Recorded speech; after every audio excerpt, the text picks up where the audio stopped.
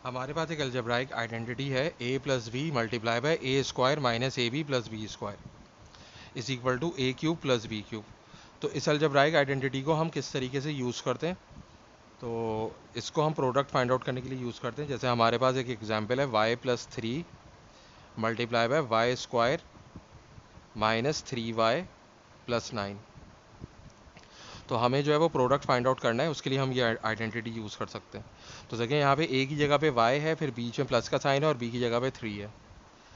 तो इसको तो हम वैसे ही लिख लेते हैं y प्लस थ्री।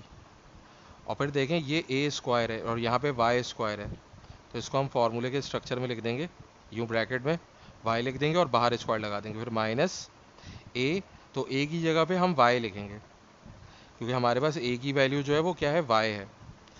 और फिर b की जगह पे हम क्या लिखेंगे, b की वैल्यू जो है वो 3 है, तो यहाँ पे हम 3 लिख देंगे।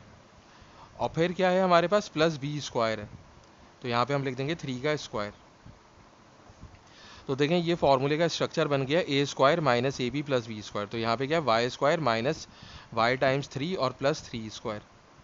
और देखें हमारे पास ऊपर जो ब्रैकेट है क्वेश्चन वाला, उसमें वाई का स्क्वायर वाई स्क्वायर होगा और ये दोनों मल्टीप्लाई होंगे तो माइनस थ्री वाई हो जाएगा और थ्री का स्क्वायर नाइन है। अब ये फार्मूले का जब स्ट्रक्चर बन रहा है तो इस फार्मूले को अगर हम अप्लाई करें तो ये किसके इक्वल होता है, ए क्यूब प्लस बी क्यूब के। तो ए क्या है हमारे पास यहाँ पे y है, तो हम लिख देंगे y ब्रैकेट में और बाहर लगा देंगे क्यूब और फिर प्लस का साइन। और फिर हम b की वैल्यू जो है वो क्या लिख देंगे, थ्री लिख देंगे।